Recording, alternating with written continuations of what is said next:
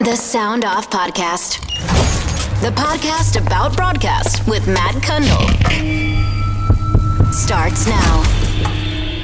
We had Matty Staudt on this show in September of 2019 when he was heading up Jam Street Media after leaving iHeart as head of podcasting.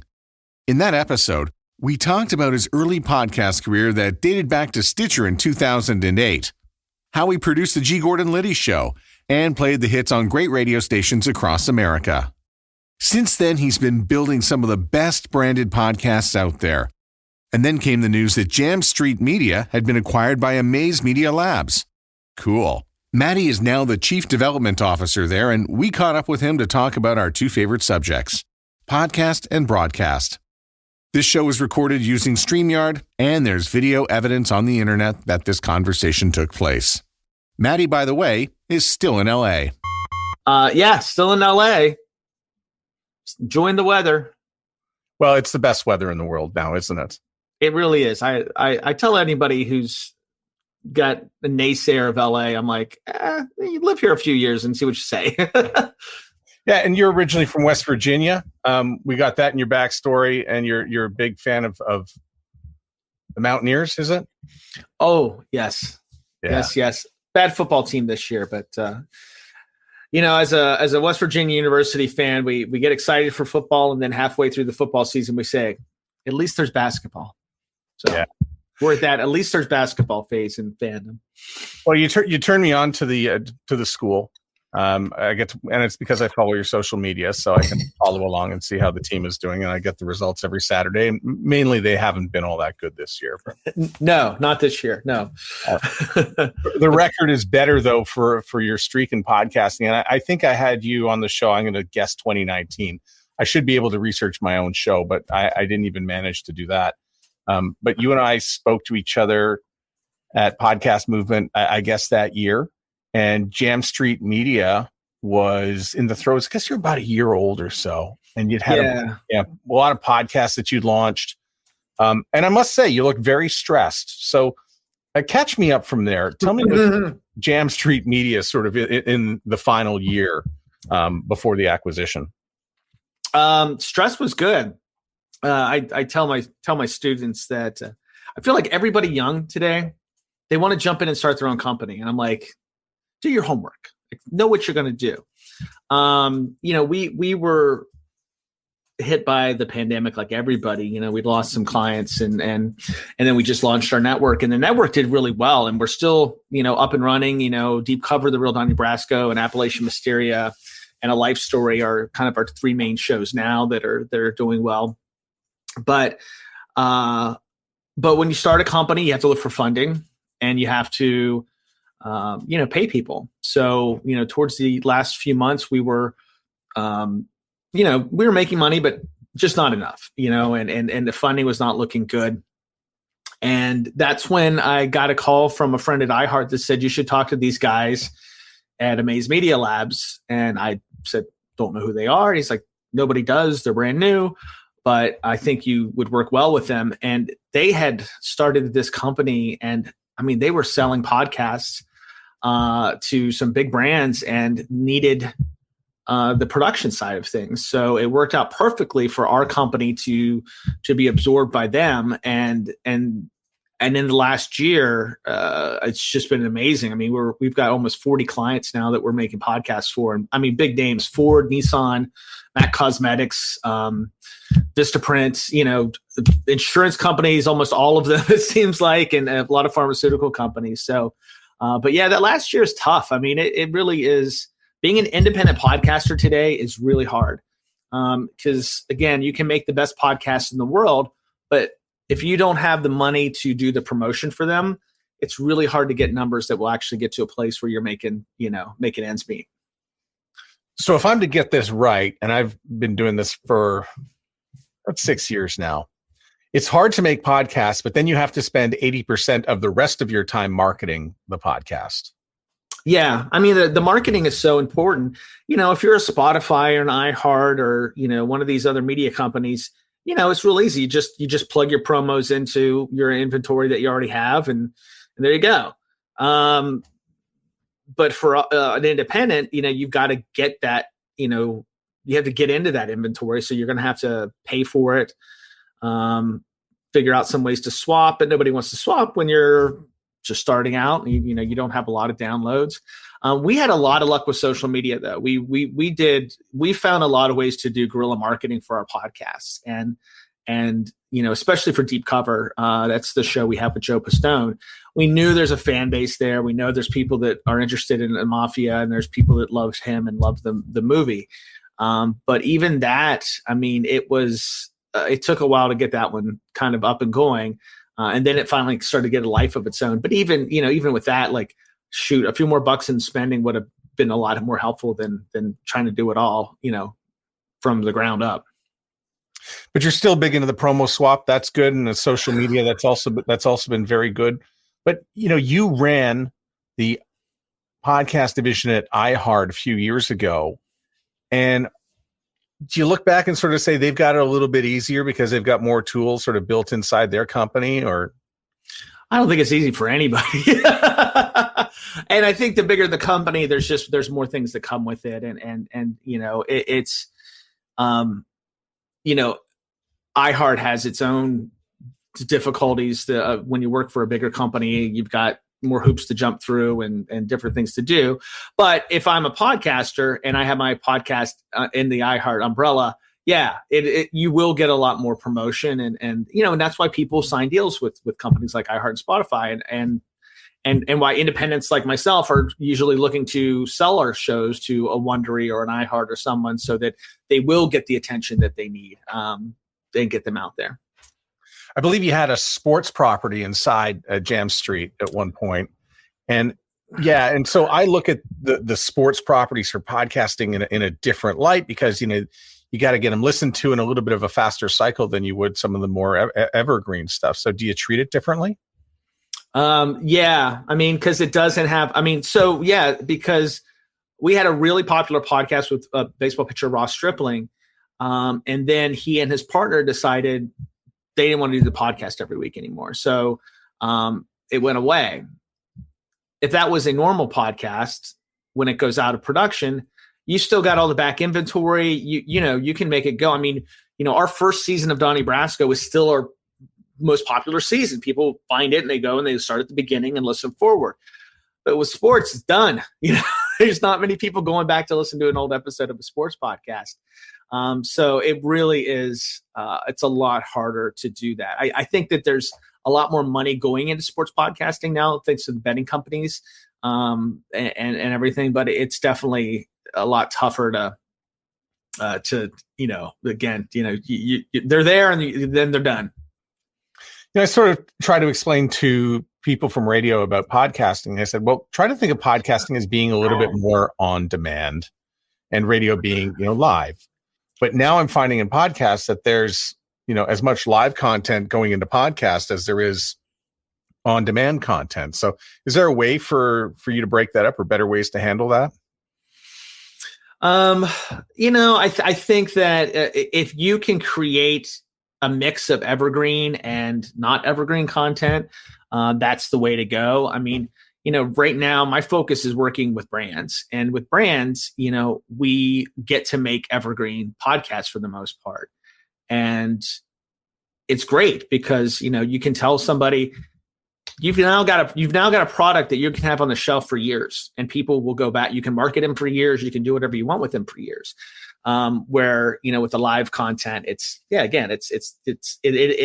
can't do that. I mean, you can repackage like the interview. So let's say we wanted to go back to all of the Big Swing, that was my podcast, and take all the interviews out and like maybe repackage just the interviews and put them out. That would be one way we could do it, but it's a lot of work for probably not a lot of payback. Define a branded podcast, because when I mention it, some people sort of their eyes glaze over and go, well, what's that exactly? Yeah. So I get that. And basically just think about a branded podcast is a podcast that a brand presents, and it backs up their values. Let me give you a couple examples. So for Amarin, probably a company you've not heard of. They're a pharmaceutical company. They make mostly heart health medicine, and they're very much in that industry. The podcast is hosted by ex-NFL player Ron Jaworski, and it's about men's heart health. and we talk to doctors and nutritionists, and it's on the outside of it, it's just a cool podcast about, men's health. But the brand's paying for it, and it's part of the brand's branding. So, what they aren't is our commercial. They aren't, let's talk about our drugs for 30 minutes. In fact, that's the last thing I'll tell a client to ever do. It's like, if you want to sell something, this is not the medium for you. We do have one sports podcast. We do it for BetMGM. And it's a comedian, Giannis Pappas, and Olivia Harlan-Decker, who's a sports journalist.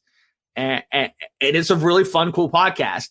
And there's a little betting segment at the end, and we might have a little betting talk in the front. But for the most part, again, it's branding. It's hey, BetMGM is a sports company, and here's this great podcast with these great guests. So, they really are a reflection of the brand, and a way for a brand to be in front of somebody for 30 minutes. That's a lot of ear time to get from anybody, especially if you're a brand. So, and then you can, you've got all that content. You've got the video, you can take the transcripts and make blog posts. A lot of content comes out of just one podcast for them. Yeah. And the tricks of the trade begin to creep in, of course, which is you got to have a solid website. You want it to be well hosted. You want to have great metadata and all the other stuff that you've, acquired over the years and all those skills. But now you get brands who come to you with an idea for a podcast. It sounds to me like you're doing a little bit of casting, like who's going to be the person who's going to be the best host for this program development. It depends.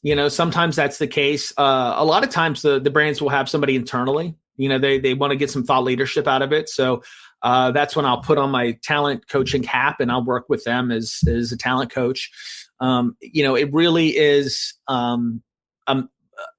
every client's a little bit different, but I think if I'm looking at my crystal ball, I think you'll see more brands getting into this space where they're branding themselves on a podcast that's maybe in production and is existing, or again, doing like we're doing, like, hey, we have this idea, we want to do something about this. Can you find us the talent and the guests and all of that? And that's what we do for some of our clients. And again, and they also, the other thing that they ask for is internal stuff. We do a few internal podcasts for companies that are really big. And it's a great way for the CEO to talk, or the CMO to talk to the whole team without it being a webinar, or, the things that people are like me, like, I'm so sick of Zoom. I sit here all freaking day looking at this computer. It's nice to put on headphones and get some information a different way. I'm sorry I made you do this on the internet then. No, it's okay. I forgive you, Matt. Okay. So tell me a little bit about, getting when you get these podcasts together, and you put them out there. I mean, you mentioned a little bit that that you have that internal podcast, and as well you have some that may need some dynamic ad insertion and some that don't.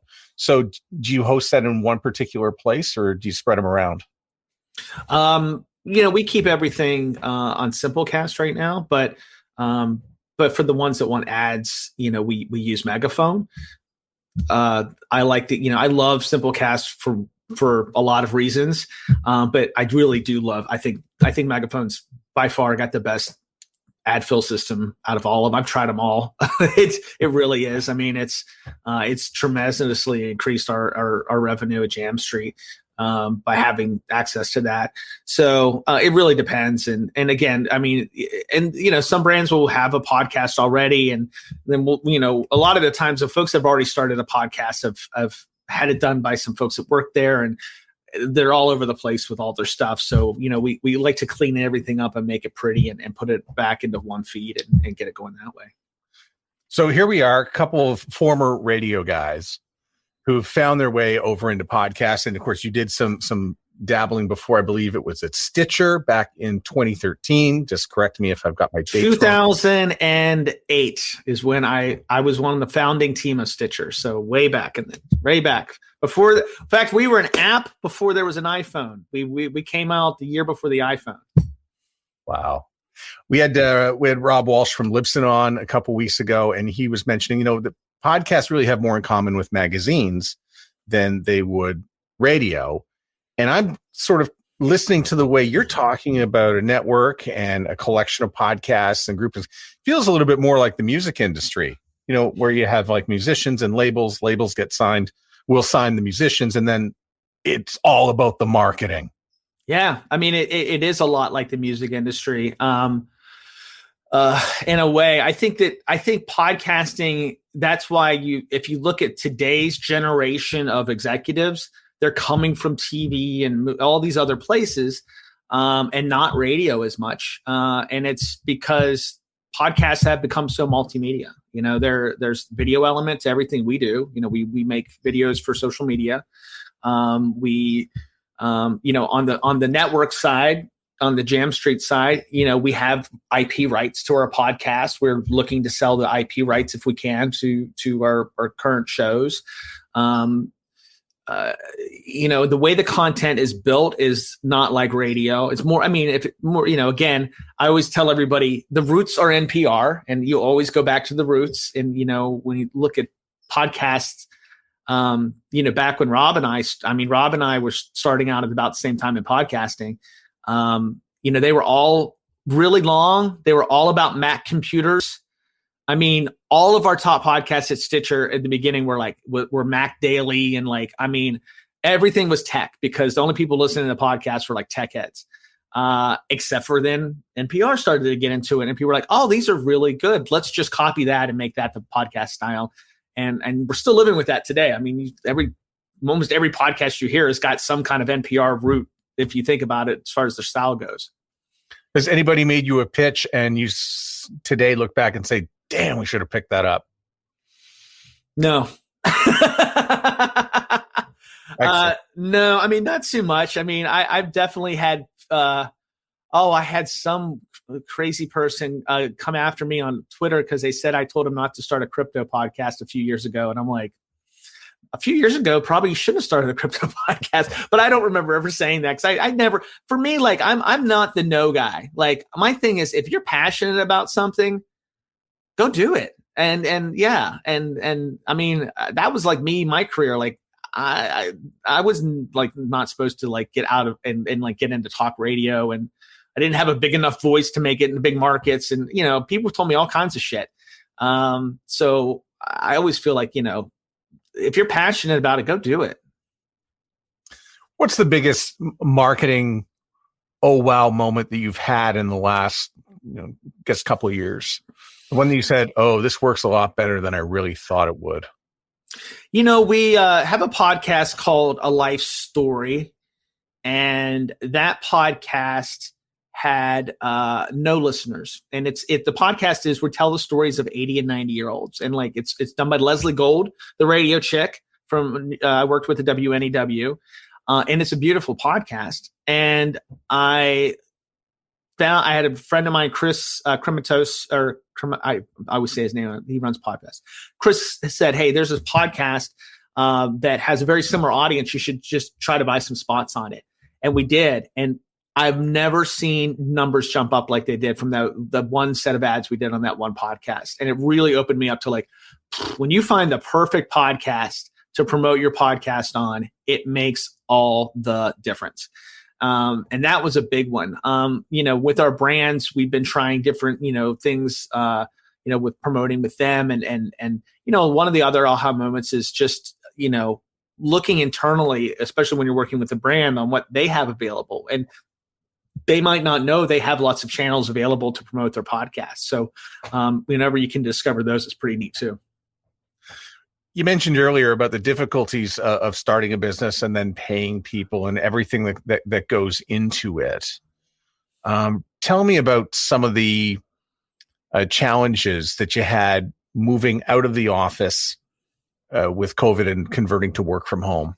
Well, we were work from home at Jam Street to begin with. So that worked out pretty good for us. In fact, it's the only thing that really kept us in business, for the fact that we had, we'd launched we thought we were going to be doing branded. I very quickly learned how important it is to have great salespeople.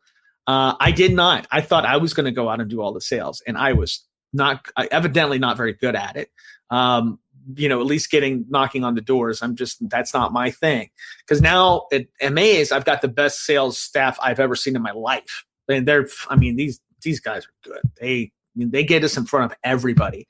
And once we're in front of people, that's when I can do what I do. But if you can't get in front of anybody, you're not going to, I don't care how good your product is.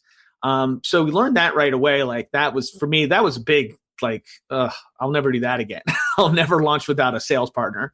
And I think as far as, the COVID was good because at least with my team, they didn't have any money to pay anybody for a while, and everybody was okay to work from home. They just wanted to work. We were all, none of us wanted to sit at home doing nothing. So it worked out. But, we did see at that point, brands just like dropped their, everybody who we thought we were going to have contracts with dropped because they didn't know. I mean, everybody was so scared last year at the beginning of the year, like what is going to happen?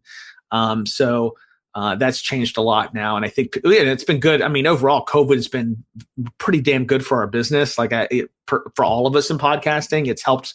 Awareness is up higher than it's ever been. I mean, it's great. I mean, when I see a show like Only Murders in the Building, and I'm like, look how mainstream we are. Steve Martin and Martin Short are doing a show about making a podcast. That's awesome.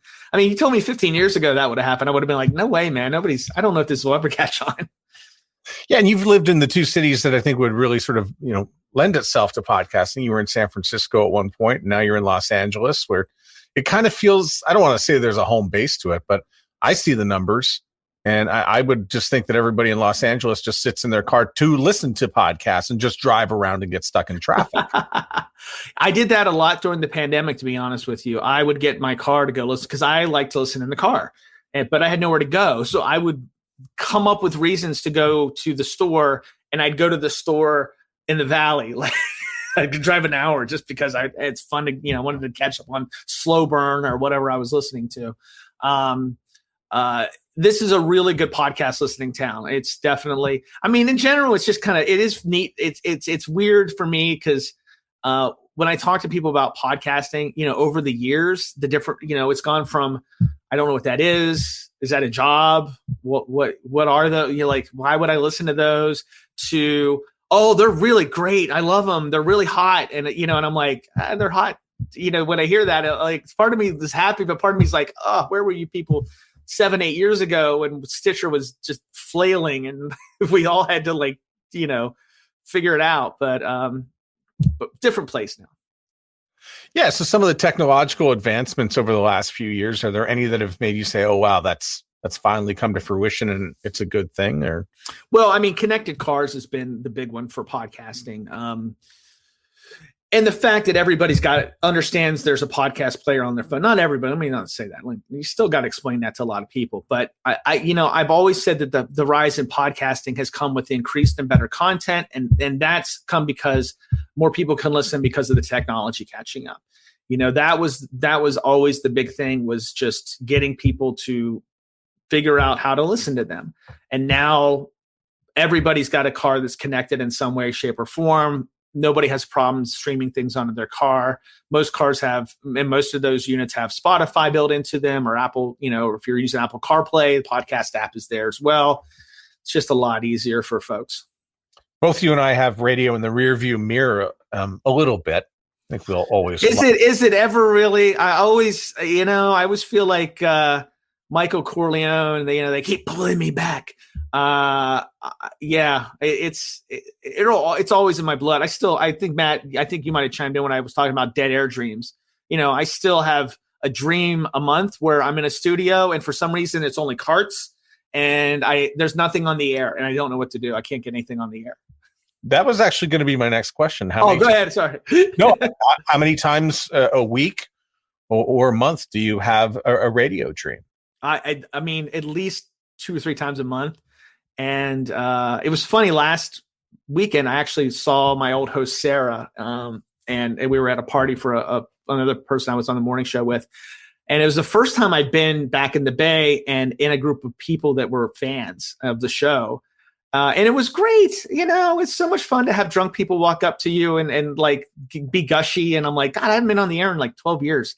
But it's that's the thing about radio that when you're doing morning radio and you're doing talk radio, you really do create like really good fans, and they really care about it because they really know you. Because for me, like, they heard me meet my wife. They heard when I got married. They heard when I got my first dog, and It's really cool. In just a second, more with Matty as we discuss the value of selling out your show, tracking stats, the passing of G. Gordon Liddy, and we get the Canadian stuff in there too as we talk about Quebec City, Chicoutimi, and Rush. The Sound Art Podcast. Do you have any advice for radio and integrating podcasts into their ecosystem? Well, I mean, my advice has always been the same, which is whatever you're doing, offer it as a podcast first. Don't give me this, I'm worried about ratings. It's going to help your ratings because then you're relevant.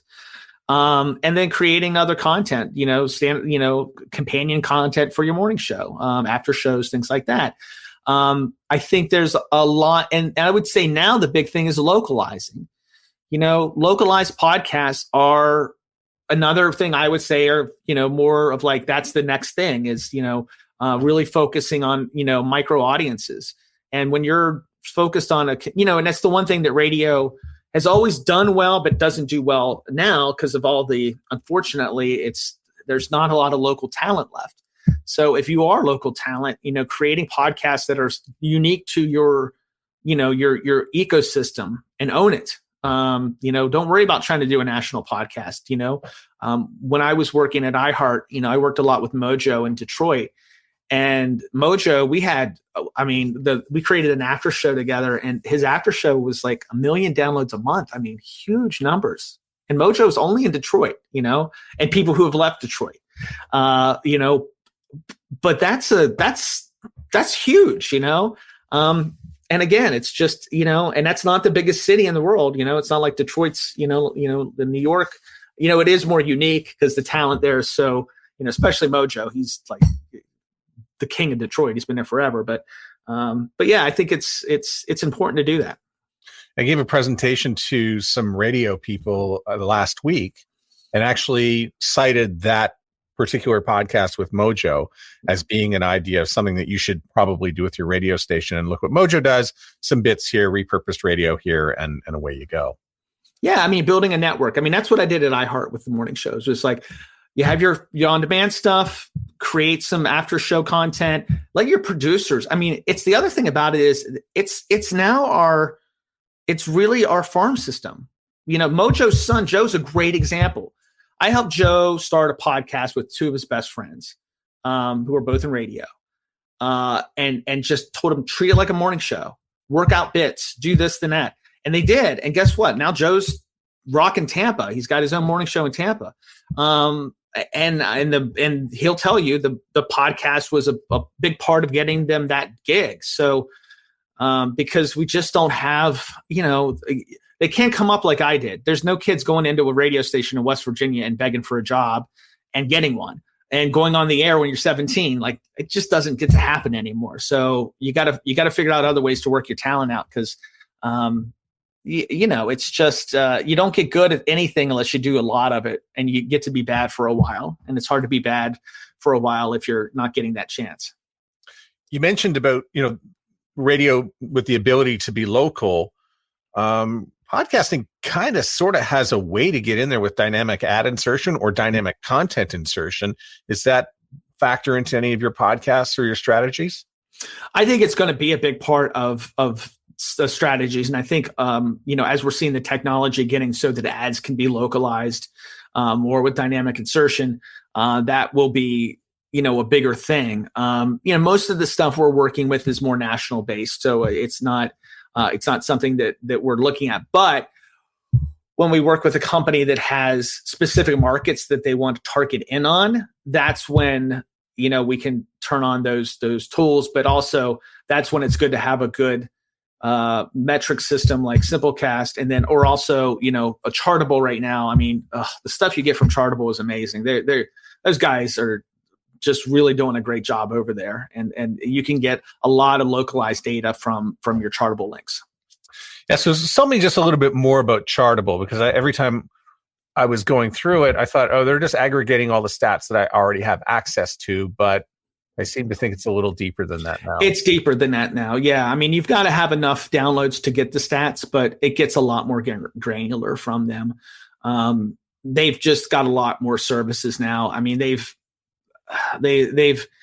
pretty much, if you can think of it, they've thought of it already, and they've got a stat for that for you. So I definitely think it's, and those links are great. They're universal links. They work everywhere. They're just great for tracking. So I don't work for any of these companies, by the way.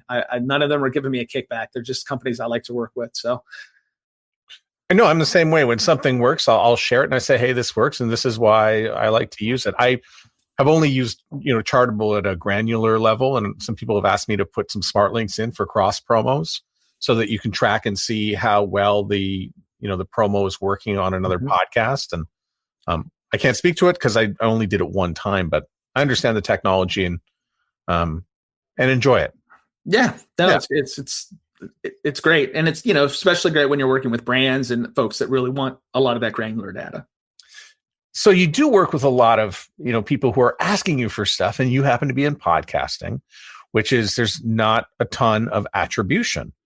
That goes back to, hey, can we get like 2554 women who carry handbags and so on and so forth?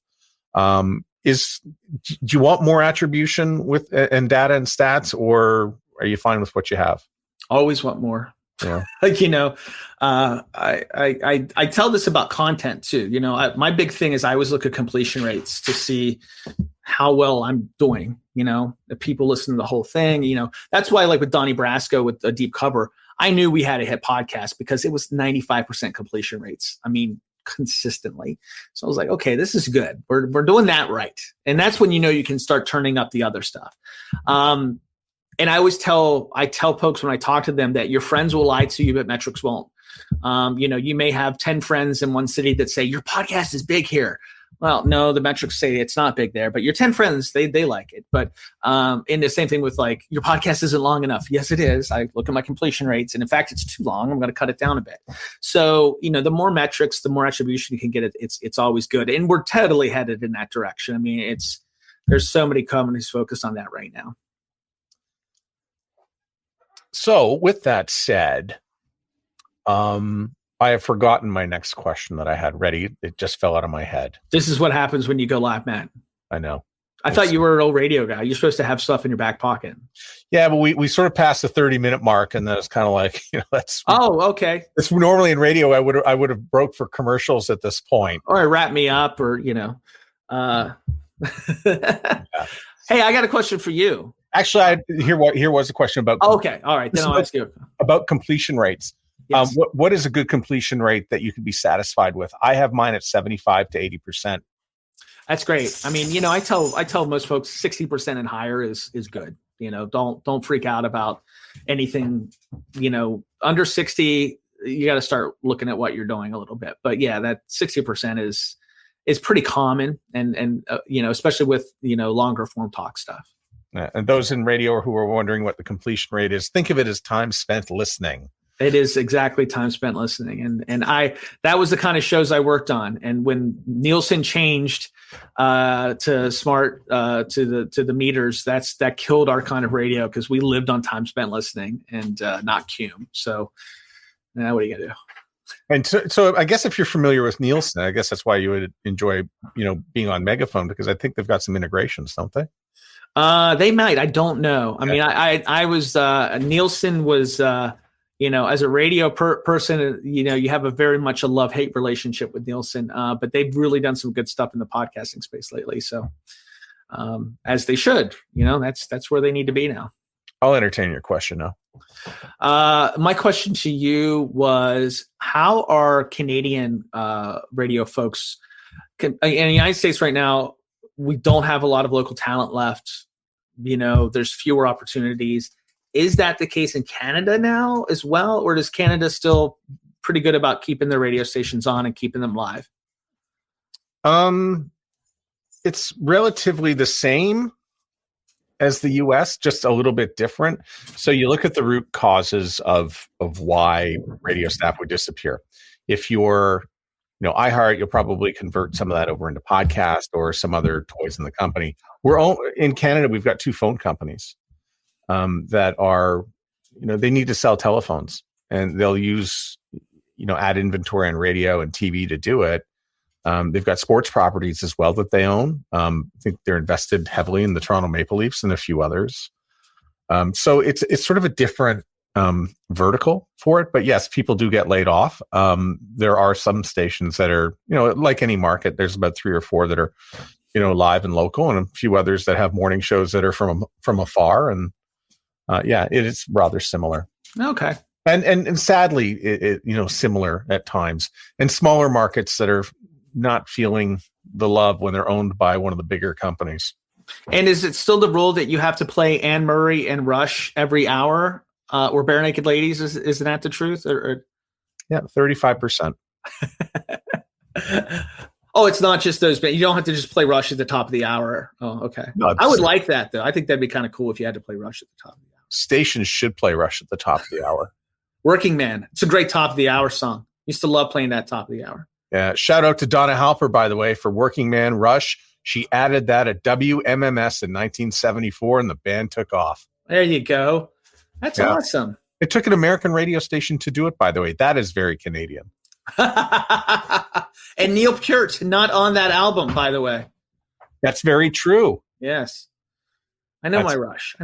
I did classic rock. It's funny. I did classic rock radio from like age 17 to 26. And I'm just now able to listen to classic rock songs again that everybody else loves, because I just got so burnt out on all of them. So I've been rediscovering Rush and Led Zeppelin and all the bands that I got burnt out on. So it's been great. Yeah. I felt I had to memorize everything about the band because I had to tell the stories about the bands on the radio. And then Wikipedia came along and I had to leave for podcasting. Well, and then now nobody has enough time to tell any stories. It's like, there's Rush. Okay, here's Led Zeppelin. Boom. It's, there's not much chatter anymore. I used to have to get the lead out every night at 9:00 and play 3 Led Zeppelin songs. So needless to say, I got pretty deep. I'm playing like B tracks from Coda and telling stories just to like entertain myself. Well, I played 2. I did that, and I played 2 at 5:30 in the afternoon, and The Rover and Trampled Underfoot. I love those. Yeah. I just found Physical Graffiti again, and I was like, oh, that's a really good album. I like it. Yeah. Speaking of which, I guess how long do you think it's going to be before we can actually play some songs in podcasting? So I will tell you, I had a conversation about this with a lawyer when I was at another big media company. And he seemed to think this was 2-3 years ago, that at the point that was at least 6 years away. I mean, you can on Spotify, but that's the only one. But I don't know. It's so hard to, it's hard enough for them to figure music royalties out for streaming services. I mean, to figure out royalties for podcasts, I don't know. I think it's going to be a long, hard road. I mean, it'd be neat if they could give out just blank licenses and just, you pay $500, you get a license, you can play anything you want. But I don't think that'll ever happen. And also, you have to do the licenses for every country the show is going to be downloaded in. So that's a lot of paperwork. Yeah. And, and I'm a purist. Podcasts are for talking. Yeah, with the music. Yeah, I'll go that way, too. I'm good with that. Yeah. Have you had any thought, maybe you've been approached, maybe you already have a podcast that is exclusive on a Spotify or exclusive on anything? And have you thought about maybe just having a podcast that is subscription only? I'm kind of out of the thinking about those kind of podcasts right now because I'm so focused on brands. I do think that, the thing about subscription, I always tell everybody, if you've already got a giant audience, it's a good idea. You can really do well. But if you have a podcast you're wanting to gain new audience on, you're never going to gain new audience if you're charging people. Nobody pays to try something out they never heard before, at least not now. So no. And as far as the exclusives go, I mean, if I have a podcast and Spotify offers me bank amount of money to make it exclusive, I would say take it. Okay. So we'll start. Yeah. Cause it's hard enough to make money in podcasting. So if you can get some place like this ubiquitous, like a Spotify, as opposed to, Himalaya or one of the other companies that aren't doing so well or around us anymore that are charging or making things exclusive, it's a lot better. Yeah, people come, people go sometimes with their ideas in podcasting. But one thing that seems to be consistent is the RSS feed. It's there, and it's just cranking out audio all the time. Really simple syndication. Yeah. I wanted to speak briefly about the passing of G. Gordon Liddy, because you worked with him. The G-Man. Yeah, for a number of years. You were his producer. You worked very closely with him, and we lost him earlier this year. Yeah, Gordon made my career. I was a country music DJ / program APDMD at a rock station in West Virginia, and I was trying to get to any big market that would have me. And I'd found out that his producer had quit, because I was a big fan of Don and Mike, who were on after him, and Howard, who was on before him. And I got to DC, and I just talked my way into this job. John Pop, who was his executive producer, hired me, and then told me after a month that he was leaving, and then I was going to have to program or be with Liddy. Liddy was the nicest guy if you knew him well. People were afraid of him because of his reputation. I was too young and dumb to know any better, so I would talk back to Gordon.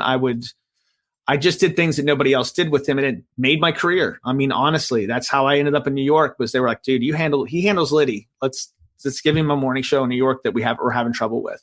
He was generous, cheap though. I always had to cover. I was making I think I made $25,000 a year, and I'd have to cover our expenses when we go places. It was horrible.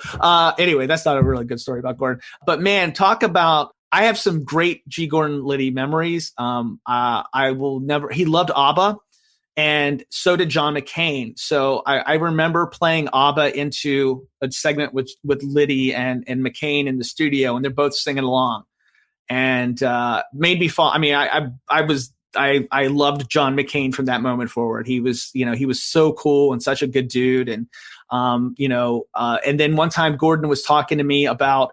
We were talking about baseball, and he's like, Tim Leary and I used to go to baseball games together all the time. And I'm like, what? And, it turned out Gordon Liddy was on tour with he tried to put Leary in jail a bunch of times. And they went on kind of a tour where one was talking about pro drugs and one was anti-drugs. And they became really good friends. And they'd go before the things, they'd go to baseball games together. They both liked going to baseball games. That to the couple times Gordon decided he had to go to the bathroom in the middle of a interview where we had to have a hard break, and I had to cover and talk while he went over to the plant in the corner and took a pee. I don't know. I've got a lot of great G. Gordon Liddy memories, but the thing I would say that I would remember most about Gordon is here's a very conservative man who was also very open-minded and had a lot of view. The best guests we had on the show were Lonnie Davis, guys who were totally on the left. Where today that never happens. You don't see that interaction. Back, when Gordon was doing it, Gordon would say some outrageous stuff on the air, but he was at his heart a very smart, educated man. So he'd like to see both sides of an issue so that he could actually argue his side properly. And it's something that I don't see a lot. He was a lawyer, so he had that background. But yeah, I love that guy. I really did. He was a great guy. So it was. He had a great life. He lived a long. When I worked for him, he was already really old. He was so. He definitely, and he was tougher than me. He would have kicked my ass back then when I was 25 and he was 70. So anyway. Yes. So there were two instances in 2021 where I thought, that was one. And then, of course, the acquisition of your company back in late July. And we tried to hook up a few times to have this conversation, but I'm glad you made it out here today for this one. And by the way, the one in August, that was my fault. I scheduled it, but I was sitting on a dock in Quebec. And I was like, I can't do a podcast from a dock in Quebec. I'm on vacation. So my fault. I love, I went to school there for a semester. So Stop it. Where did you go? J'ai étudié pour 5 semaines et Chicoutimi. Chicoutimi, is that you went to? I think you mentioned you went to Chicoutimi at one point. Chicoutimi, yeah. I know. I lived there for summer semester. I loved it. I came back to America and was like, I'm going to move to Canada. Because I was there in the summer. But I love it. I've been taking I told my wife I want to take her to Lac Saint Jean and just. I wanted her to see Quebec and Quebec City and everything. And we thought we would do it last year, but alas, we weren't allowed to go into Canada. So I think it's definitely a trip we're going to make at some point. Well, Quebec City is beautiful. I had a chance to work there at one point and do radio there, but we didn't get the license for the radio station, and that would have been so much fun. And in the end, I had to go to Winnipeg. Somewhere in Liedy, there is she's not a little girl anymore. I'm sure she's my age. I'm sure she's still alive and my age. That I had a 3-hour romance with. So not sexual. This is very very much holding hands kind of thing. But did love those Quebecois women. Yeah, you can take the ferry from Quebec over to Liedy. Yeah, we did. And we had to, and this was actually in high school. I took my senior trip. We went to Quebec and met some girls and went back to their house to see, everything. And then almost missed the bus to our airport because we were on that ferry. But it's a really random story. Sorry about that. I don't know where that came from. No, just fond memories in general. Anyways, I've got restaurant recommendations in Quebec City if you do wind up going, so you'll be taking. Oh, absolutely! All I remember is what I had. My best piece of pizza I'd ever had was in Quebec City, but at that point I was from West Virginia, so I probably never had any good pizza before. But the cheese, I remember the cheese was real good. Oh, it is good. Yeah. Matty, thanks a lot, my man. Yeah, sorry, I went off a little veered off there at the end, but always fun to talk to you, Matt. I'm not editing that out. That's one of the better parts. That's our Canadian content for the show. The Sound Off Podcast is written and hosted by Matt Kundle, produced by Evan Serminski, social media by Courtney Krebsbach. Another great creation from the Sound Off Media Company. Imaging courtesy Core Image Studios. There's always more at soundoffpodcast.com.